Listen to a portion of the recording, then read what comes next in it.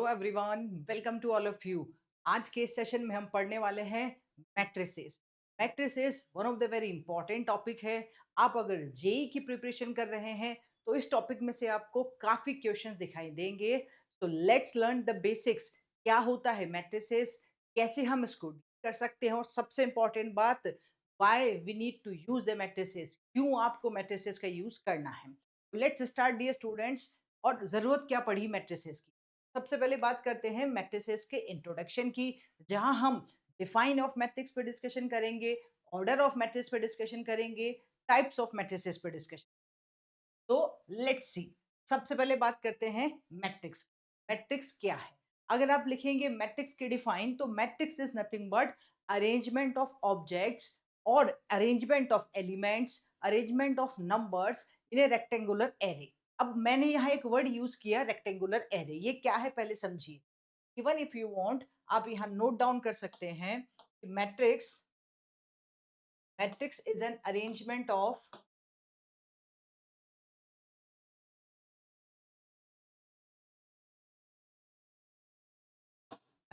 Of objects या फिर numbers या elements in a systematic form, और उस सिस्टमेटिक फॉर्म को हम रेक्टेंगुलर अरे कहते हैं। इन रेक्टेंगुलर।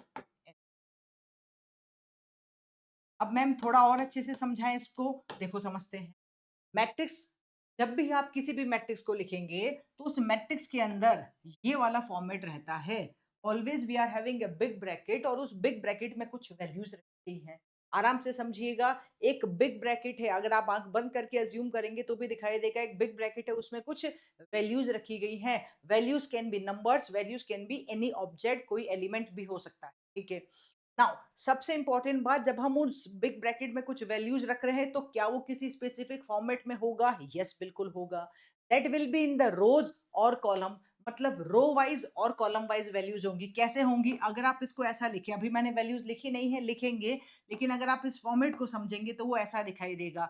ये हुई रो वाइज, और उसमें रो भी होंगे और कुछ कॉलम्स भी होंगे। तो रोज एंड कॉलम दोनों उस मैट्रिक्स में इंक्लूड होते हैं। ठीक है। अच्छा, एक और चीज, जब हम रो की बात कर रहे हैं मैम समझाइए। अरे रो मतलब आप जैसे बैठते हैं क्लास में, that is the row, right. और कॉलम मतलब ऐसे बैठे अगर कोई बच्चा तो ये कॉलम हो जाएगा, सिंपल सी बात है। अगर आप इसका एक एग्जांपल लिखना चाहें तो वी कैन राइट डाउन कि मान लीजिए मैंने यहाँ लिखा ए बी सी और डी। हम इसमें कोई भी एलिमेंट रख सकते हैं, that is A B C D. ये मेरा मैट्रिक्स बन गया। Okay ma'am. अब ये मैट्रिक्स बना, इसका कोई डिनोशन है? जैसे हर एक पर्सन का नाम होता है, तो क्या इसका भी कोई डिनोशन है? Yes, definitely. तो वी आर हैविंग ए डिनोशन। जब भी याद रखें, मैट्रिक्स के नेम को, मतलब मैट्रिक्स को डिनोट किया जाता है कैपिटल लेटर के साथ। तो अगर ये मैट्रिक्स है और मान लीजिए मैंने इसका नाम रखा ए, तो कैपिटल ए ये मेरी मैट्रिक्स होगी। और कई बुक्स में आप देखेंगे कि मैट्रिक्स का मतलब ऐसा भी होता है। तो अगर कैपिटल ए को बिग ब्रैकेट के अंदर लिखा है तब भी वो मैट्रिक्स है, और अगर सिर्फ कैपिटल ए लिखा है और उसके सामने ही मैट्रिक्स बनाई गई है तो भी ये मैट्रिक्स ही कहलाएगी। ऑलराइट, तो दिस इज वेरी सिंपल सी बात है, आप आराम से इस बात को समझ सकते हैं। अच्छा मैम, आपने ये तो बता दिया मैट्रिक्स क्या है, पर पहले ये समझा देते हैं ना कि मैट्रिक्स का यूज क्यों कर रहे हैं। हाँ बिल्कुल, क्योंकि ये भी श्योरली माइंड में आएगा ही क्वेश्चन कि मैम क्या जरूरत हुई, अभी तक हमने 9th और 10th में तो कभी मैट्रिक्स का नाम नहीं सुना, अभी क्यों जरूरत पड़ी? Exactly, very good question. तो क्यों हम यूज कर रहे हैं? आप लोगों ने इक्वेशंस देखी होंगी।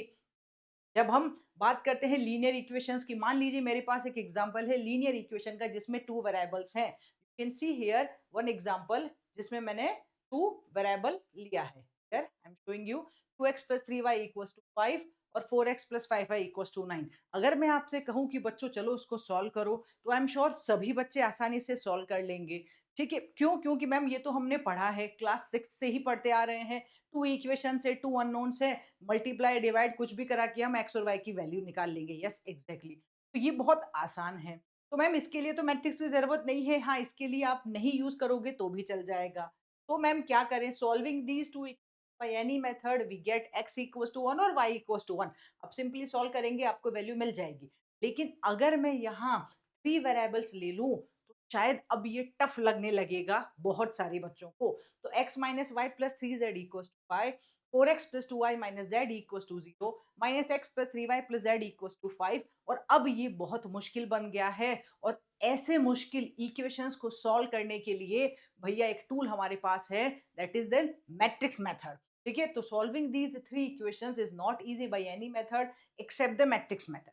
अब मैट्रिक्स मेथड वैसे आगे जाके हम और डिस्कस करेंगे कि मैट्रिक्स का सॉल्यूशन नहीं होता है, ना ही मैट्रिक्स की कोई वैल्यू होती है। मैट्रिक्स को सॉल्व करने के लिए हम एक टूल यूज करते हैं, that is called the determinant. So वो नेक्स्ट पार्ट है, अभी हम उस पर डिस्कशन नहीं कर रहे हैं। ठीक है, तो व्हाट वी आर सेइंग कि मैम इसको सॉल्व करने के लिए भाई नॉर्मल मेथड या ग्राफिकल मेथड बहुत मुश्किल पड़ जाएगा। तो सबसे इजीएस्ट अप्रोच होती है जब आपके पास थ्री वेरिएबल इक्वेशंस आए या कोई टफ इक्वेशन आए, तो उसके लिए लीनियर इक्वेशन सॉल्व करने के लिए मैट्रिक्स मेथड यूज किया जाता है। इसीलिए मैट्रिक्स की जरूरत पड़ी, इसीलिए मैट्रिक्स का इंट्रोड्यूस करने की जरूरत पड़ी हमको। ठीक है मैम, ओके। तो matrix method are use to solve linear equations in three or more variables के लिए हम यूज। ठीक है, तो जैसे मैंने अभी आपको समझाया what is matrix. Matrix is an arrangement of objects in rows and column. तो कैपिटल ए आपने लिखा, यहाँ अगर लिख दे हम A B C D, ma'am ये हमारी मैट्रिक्स बन गई। हाँ बन गई, और बना के बताओ। अच्छा मान लीजिए मैंने कहा एक कैपिटल एम लिखा, इसको भी मैट्रिक्स दे सकते हैं, बिल्कुल दे सकते हैं। इस केस में अगर मैंने यहाँ लिखा 1 2 3 और 5 6 7, क्या ये भी मैट्रिक्स है? हाँ बेटा ये भी मैट्रिक्स है। और लिखें एक एग्जाम्पल, अगर मैंने लिया कैपिटल M1 का ले लेते हैं। अच्छा M1 नहीं लेना चाहते तो कुछ और नाम ले लेते हैं, तो it will not give you the confusion. Let us take a matrix P। ठीक है, हमने एक मैट्रिक्स ली है P, और उस मैट्रिक्स की वैल्यू इस बार अगर मैं रखूं 1 3 5 6 7 9 और 8 1 1। ठीक है, ये भी मेरी मैट्रिक्स। अब मैम आप मैट्रिक्स के बारे में बता रहे हो, ये समझ में आ रहा है कि भाई मैट्रिक्स मतलब एक बिग ब्रैकेट, उसमें कुछ वैल्यूज रखी गई है, उसको रो वाइज और कॉलम वाइज लिखा गया है। थोड़ा और अच्छे से समझाएंगे? हाँ बिल्कुल समझाएंगे। थोड़ा और अच्छे से देखिए, जब हम रोज और कॉलम की बात कर रहे हैं तो थोड़ा और क्लियरिटी आपको आएगी। When you are taking the horizontal line of numbers in a matrix, these are called rows. तो अभी जो मैंने आपको दिखाया था वो क्या था? वो रो थी। ठीक है, और the vertical line of numbers in a matrix are called what dear students? columns। तो सिंपल सी बात है, जो हॉरिजॉन्टल लाइंस होगी वो हमारी रो है, जो वर्टिकल लाइंस होगी वो हमारे कॉलम्स है। आप इसको यहाँ एक एग्जांपल के साथ भी समझ सकते हैं। अगर मैं यहाँ एक मैट्रिक्स लिखूं जिसकी वैल्यू 2 3 4 5 है, ये मेरी रो हुई R1। इसको डिनोट कर सकते हो R1। R1 का मतलब फर्स्ट रो। ओके जी, this is again my row R2। Okay, second row. फिर ये हमारी रोज हो गई, और ये जो दिख रहे हैं ये हमारे क्या हो गए बेटा? कॉलम्स हो गए। बहुत सिंपल सी बात है, मैट्रिक्स में रोज और कॉलम्स में वैल्यू लिखी जाती है। इस रोज और कॉलम में लिखने के प्रोसेस को रेक्टेंगुलर अरे कहते हैं। दैट इज सिंपल सी थिंग। ठीक है मैम, तो this is called a matrix. इन दोनों के मिक्सचर से, रो और कॉलम के मिक्सचर से हमारी मैट्रिक्स बन जाया करती है। ओके, नाउ अब बात करते हैं notation of rose and column. कैसे डिनोट किया जाएगा मैम रोज और कॉलम को? आपने तो मैट्रिक्स दे दी, कैसे पता चलेगा भाई इसमें इतनी रो है, उसको लिखे कहाँ? What will be the notation? तो यस, उसके लिए हमारे पास है, एज आई टोल्ड यू कि यहाँ क्या है, this is your first row R1, this is your second row R2, this is your third row R3। मतलब फर्स्ट सेकेंड थर्ड जितनी भी रोज है हम लिखी जा सकती है, फर्स्ट सेकेंड थर्ड जितने भी कॉलम से लिखे जा सकते हैं। तो कॉलम 1, कॉलम 2, कॉलम 3, राइट?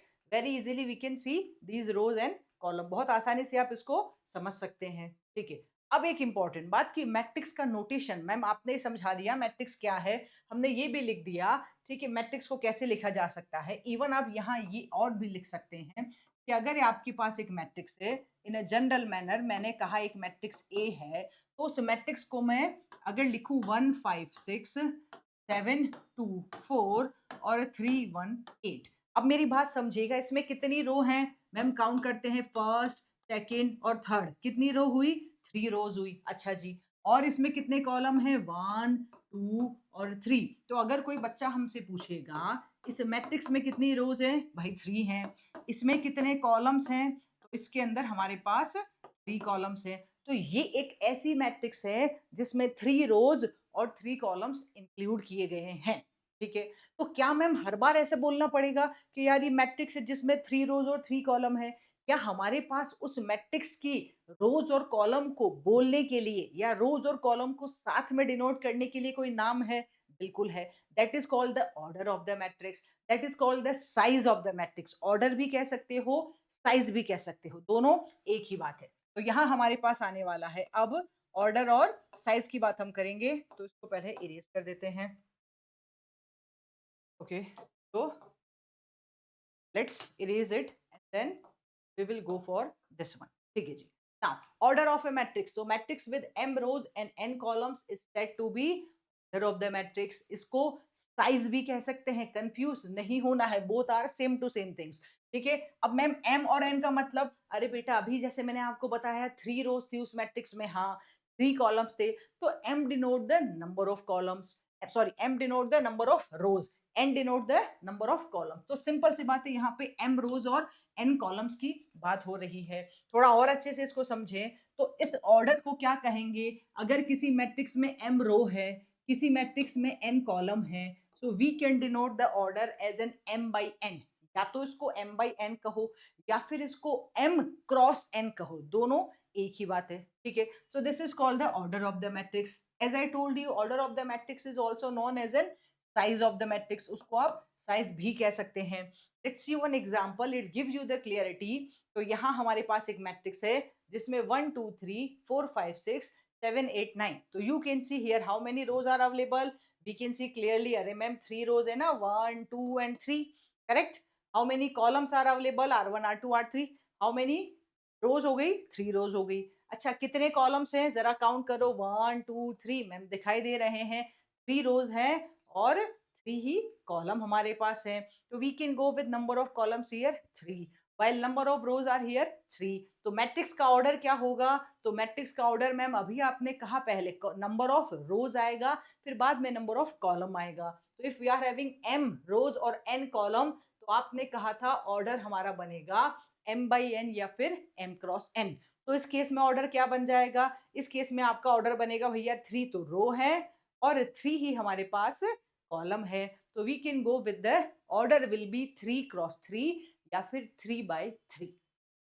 अच्छा, अब मैम क्वेश्चन कैसा आ सकता है, एग्जाम में क्वेश्चन ऐसा पूछा जा सकता है और जहां बच्चे कंफ्यूज हो जाते हैं, उन्होंने ये नहीं दिया, अगर आपको मैट्रिक्स बना के देंगे तब तो आप ऑब्वियसली बना ही लेंगे, देख ही पाएंगे कि इसमें 3 रोज और 3 कॉलम है।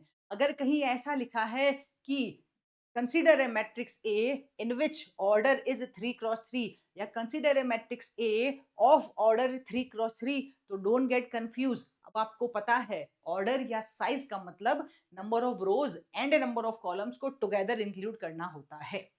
ठीक है, राइट नाउ यहाँ हमारे पास एक बहुत बढ़िया की नोट है, आई विल सजेस्ट एवरीवन कि आप उसको नोट डाउन करें। इन कॉम्पैक्ट फॉर्म मतलब इन जनरल फॉर्म अगर हम बात करें, जो हमने प्रीवियस मैट्रिक्स ली थी उसको हम डिनोट कर सकते हैं जनरल फॉर्म में, जनरलाइज फॉर्म में डिनोट कर सकते हो। कैपिटल ए हमारी मैट्रिक्स का नाम था और ए आई जे मतलब उसके अंदर जो एलिमेंट चल रहे हैं उसको मैंने अब बार बार 1 2 3 4 5 6 ऐसे नहीं लिखा, उसको एक जनरल फॉर्म में या जनरल टर्म में लिखना चाहते हैं सो दैट हम उसको अच्छे से समझ पाएंगे। तो ए आई जे और ऑर्डर आपने कहा m क्रॉस n, m मतलब नंबर ऑफ रोज, n मतलब नंबर ऑफ कॉलम है। तो मैम यहाँ पे थोड़ा और समझाएं, ये आई जे क्या है, ये समझ में नहीं आया, बिल्कुल आएगा। Where your I denote the row number, I denote कर रहा है उसमें कितनी, मतलब कौन सी रो की आप बात कर रहे हो, फर्स्ट रो की, सेकंड रो की, थर्ड रो की, फोर्थ रो की, फिफ्थ रो की, जो भी आपके पास है, what ever it is available in any given matrix, हम उसकी बात कर रहे हैं। मैम यहाँ अगर आपने m क्रॉस n लिया है तो वहां पे आई डिनोट करेगा किसको, रो नंबर को। ओके मैम, और m क्या डिनोट करेगा, m डिनोट करेगा बेटा टोटल नंबर ऑफ रोज को। अगर आपके पास उस गिवन मैट्रिक्स में क्या है, नंबर ऑफ रोज अवेलेबल है, तो कितनी है उसको डिनोट करेगा आई बेटा।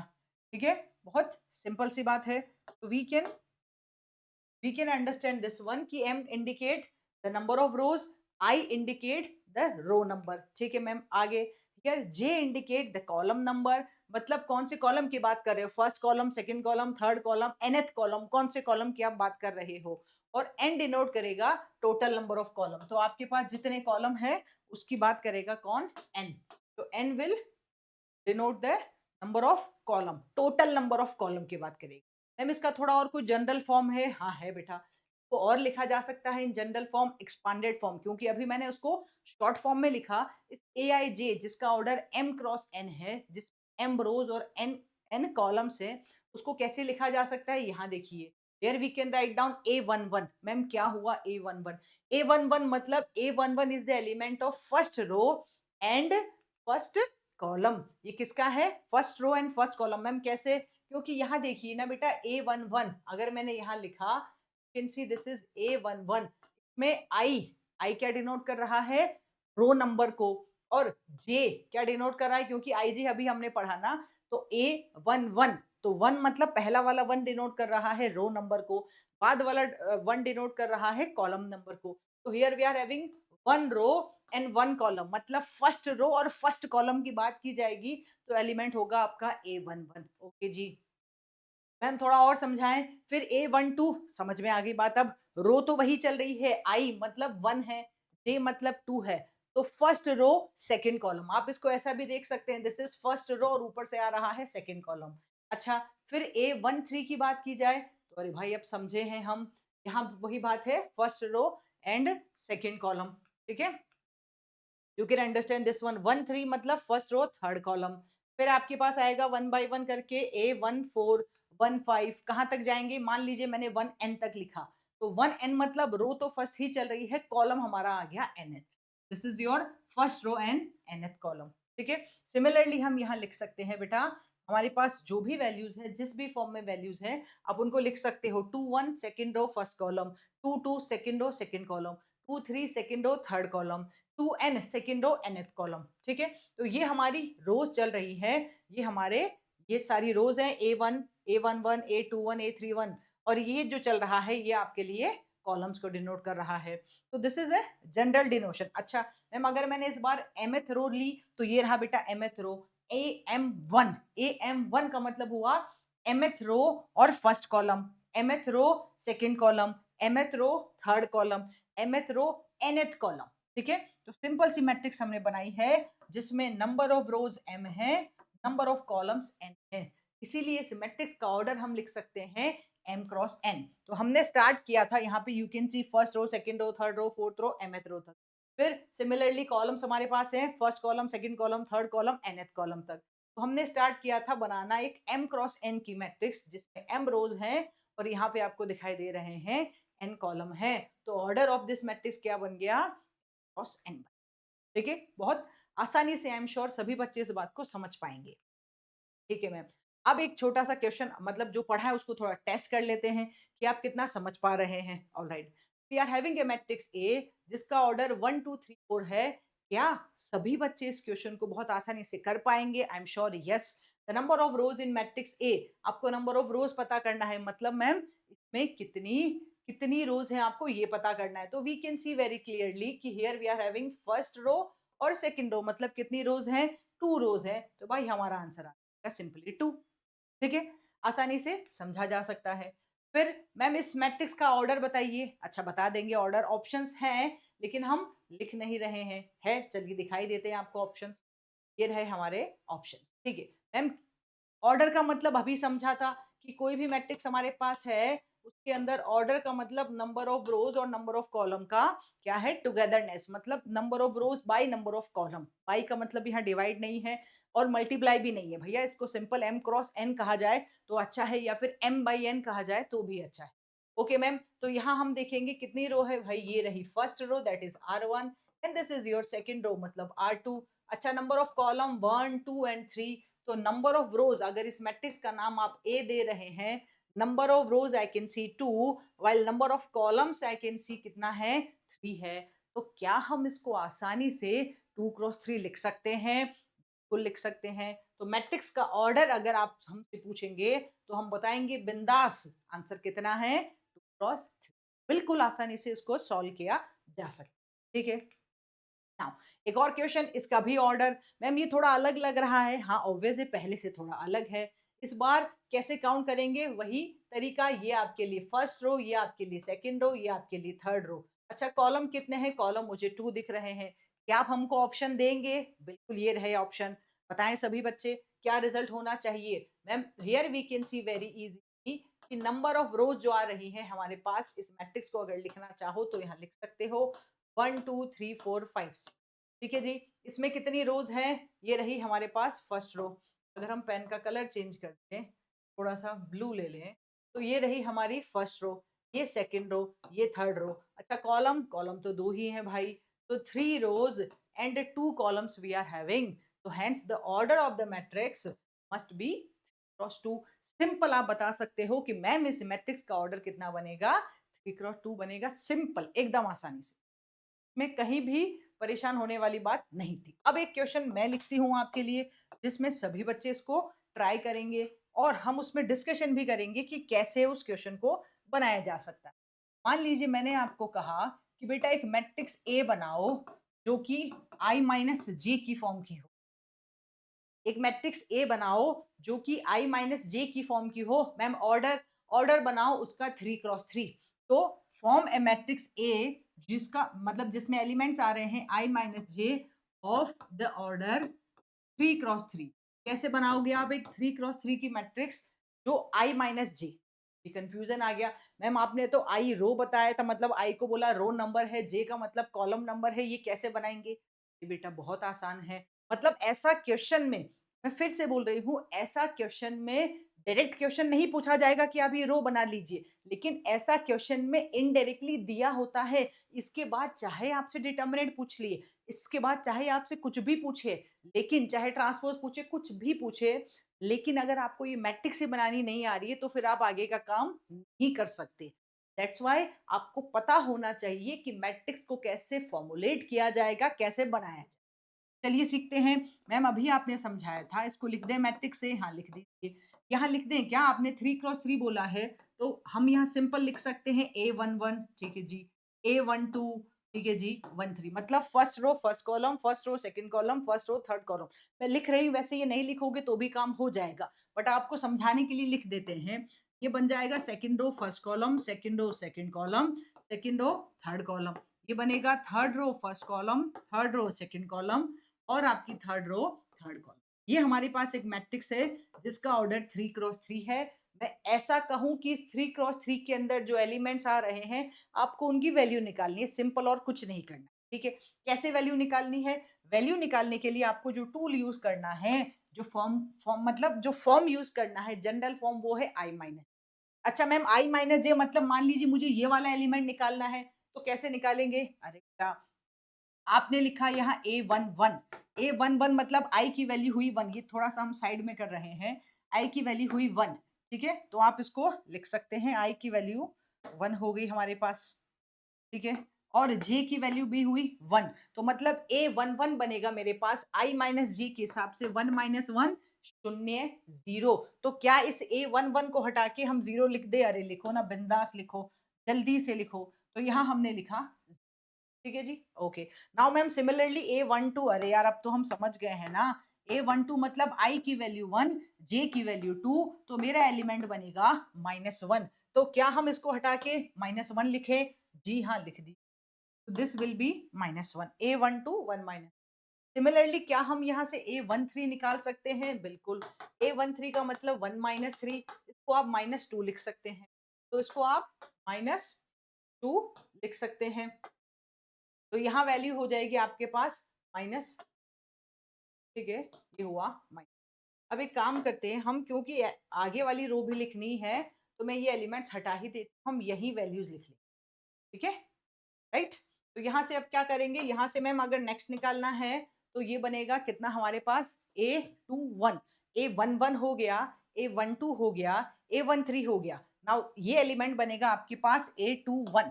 तो A21 कैसे निकाला जाएगा? A21 आप निकालोगे, यहाँ लिख लीजिए, A21 का मतलब मैम 2 माइनस 1 का मतलब 1, तो ये एलिमेंट हुआ 1। फिर A22 निकालेंगे, तो भाई 2 माइनस 2 मतलब 0। फिर A23 निकालेंगे, तो 23 का मतलब हुआ 2 माइनस 3 -1, तो यहाँ लिख दिया माइनस। अब क्या सभी बच्चे इसको डायरेक्टली मतलब बिना ऐसे निकाले लिख सकते हैं? बिल्कुल। Ma'am A31 third row first column, तो 3 माइनस 1 रिजल्ट आएगा 2।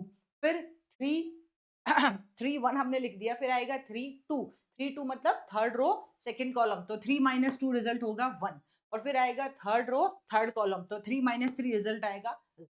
आई एम श्योर सभी बच्चों को ये बात समझ में आई है कि कैसे हम किसी भी मैट्रिक्स को, जो आप हमसे रिक्वायर्ड ऑर्डर बोल रहे हैं, आपने हमसे कहा था कि भाई i माइनस जे की फॉर्म बनाइए जो कि 3x3 की हो, आप बना सकते हो। 2x2 पूछे बना सकते हो, 2x3 पूछे बना सकते हो। मतलब कोई भी ऑर्डर हमसे पूछा जाए, जरूरी नहीं है कि 3 और 3 सेम हो।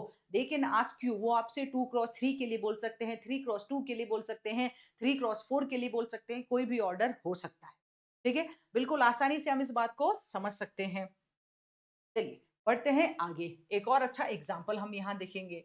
अच्छा, अब मान लीजिए एक सिंपल सा क्वेश्चन मैं आपसे पूछूं कि भाई मेरे पास एक मैट्रिक्स है, ठीक है, उस मैट्रिक्स के अंदर, या फिर मैट्रिक्स तो छोड़िए, मैट्रिक्स तो आप बनाएंगे, हम आपसे ये पूछें कि from given any 12 distinct elements, क्या हो, from given any 12 distinct elements, आप कितनी कितनी मैट्रिसेस बना सकते हैं। याद रखिएगा मैंने नंबर ऑफ मैट्रिसेस पूछा है, तो from given any 12 distinct elements find the number of matrices, कितनी मैट्रिसेस बना सकते हैं। अच्छा मैम एक बात समझ में नहीं आई, आप अभी तक तो मैट्रिक्स मैट्रिक्स बोल रहे थे, अभी आपने मैट्रिसेस बोला और वहां ऊपर भी मैट्रिसेस लिखा है।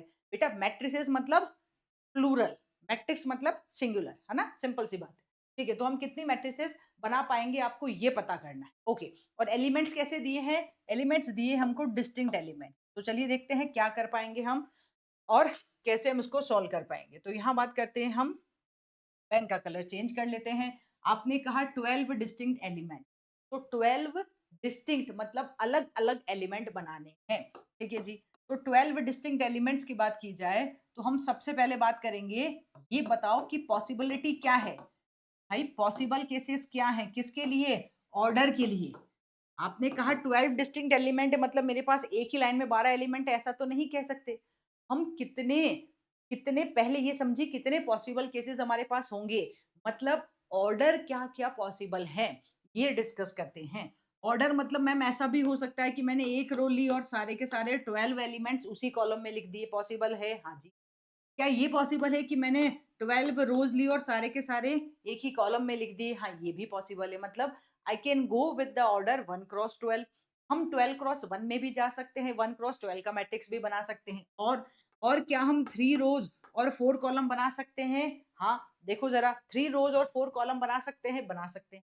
क्या हम इस केस में 6 रोज और 2 कॉलम ले सकते हैं, ले सकते हैं। अच्छा क्या हम 4/3 ले सकते हैं, ले सकते हैं। 2x6 ले सकते हैं, ले सकते हैं। 1 2 3 4 5 6, इसके अलावा 12 एलिमेंट्स को आप और किसी तरीके से तो सेट नहीं कर सकते। मतलब ऑर्डर की बात कर रहे हैं, मेरा क्वेश्चन ऑर्डर नहीं पूछ रहा है, ऑर्डर पूछ रहा, मेरा क्वेश्चन पूछ रहा है नंबर ऑफ मैट्रिसेस, कितनी मैट्रिसेस बनेगी ये पूछ रहा है। लेकिन हमने अभी कहा ऑर्डर, ऑर्डर, अरे ऑर्डर मतलब किस फॉर्म में बनेगी भाई, सिंपल से शब्दों में कहें तो मतलब आप 1x12 में उसको सेट कर सकते हो, 12/1 की मैट्रिक्स बना सकते हो, 3/4 की बना सकते हो, 4/3 की बना सकते हो, 6/2 की बना सकते हो, 2/6 की बना सकते हो। चलिए ये बात तो समझ में आई कि भाई यहाँ पे हमारे पास ये 6 पॉसिबल ऑर्डर्स हैं, इसके अलावा कोई और पॉसिबल ऑर्डर नहीं रहेगा। ठीक है, ओके, लेकिन क्या ये हमारा आंसर है, नहीं है बेटा। क्यों नहीं है, अब ऑल्दो अभी तक देखो हमने परम्यूटेशन की बात नहीं की है, लेकिन अगर किसी बच्चे को बेसिक बेसिक सा परम्यूटेशन का नॉलेज है, परम्यूटेशन कॉम्बिनेशन का, मुझे तो सिर्फ परम्यूटेशन चाहिए, सिंपल अरेंजमेंट चाहिए, तो आप इस क्वेश्चन को बना पाएंगे। तो क्या करना है, here we can write down कि भाई जो रिक्वायर्ड नंबर ऑफ, क्या पूछ रहा है हमसे, रिक्वायर्ड नंबर ऑफ मैट्रिसेस आप कह रहे हैं, उसको हम क्या लिख सकते हैं। मैम पहली बात तो ये 6 मैट्रिसेस हुई, हाँ मतलब 6 ऑर्डर हुए, लेकिन जब आप 6 ऑर्डर की मैट्रिक्स लोगे, ये 6 पॉसिबल केसेस लोगे, तो हर एक मैट्रिक्स के अंदर 12 एलिमेंट है, हाँ। और क्वेश्चन ने कहा कि वो ऑल द 12 डिस्टिंक्ट है, हाँ बिल्कुल है। तो क्या वो 12 एलिमेंट अपनी जगह नहीं बदल सकते, अरे बाबा बदल सकते हैं। हमने कहा कि 1 2 3 4 5 6 7 8 9 10 11 12 तक नंबर है, तो ऐसा तो जरूरी नहीं है कि फर्स्ट रो के अंदर 1 2 3 ही आए, अरे कुछ और भी तो आ सकता है, 7 8 9 भी आ सकता है, 10 11 12 भी आ सकता है। तो व्हाट इज द सीन कि जो 12 नंबर्स आपके पास हैं, 12 डिस्टिंक्ट एलिमेंट्स या 12 डिस्टिंक्ट नंबर्स, जो नंबर भी बोलो तो भी चलेगा, एलिमेंट्स बोलोगे तो भी चलेगा अभी, क्योंकि एग्जांपल मैंने नंबर का लिया। अच्छा एबीसीडी लिखेंगे तो एलिमेंट्स में काउंट हो जाए। तो जो आपके पास 12 डिस्टिंक्ट एलिमेंट्स है, उनका आपस में इंटरनल अरेंजमेंट होगा। 12 प्लेसेस हैं, 12 डिस्टिंक्ट एलिमेंट्स है, 12 नंबर ऑफ वेज से 12p12 से सिंपल अरेंजमेंट हो जाएगा। तो आप यहाँ पे सिंपली या तो 12p12 लिख दीजिए। मैम 12p12 का मतलब 12 एलिमेंट्स और 12 अरेंजमेंट, 12 प्लेसेस हैं और 12 ही अरेंजमेंट हमने किए हैं। तो that is 12p12। 12p12 is nothing but 12 factorial. तो आप इसको लिख सकते हैं दिस इज 6 इंटू 12 फैक्टोरियल बेटा। तो इस क्वेश्चन का आंसर जो है हमारा 6 इंटू 12 फैक्टोरियल हो जाएगा। बिल्कुल आसानी से हम इस बात को समझ सकते हैं, इसमें कोई भी दो राय नहीं होनी। ठीक है, तो आई एम श्योर सभी बच्चों को मेरी ये बात समझ में आई है। अब हम नेक्स्ट जो हमारा सेशन होगा उसमें डिस्कशन करेंगे टाइप्स ऑफ मैट्रिसेस पे कि क्या क्या टाइप्स ऑफ मैट्रिक्स है। और यस, ये भी बहुत इंटरेस्टिंग और मजेदार सेशन होने वाला है।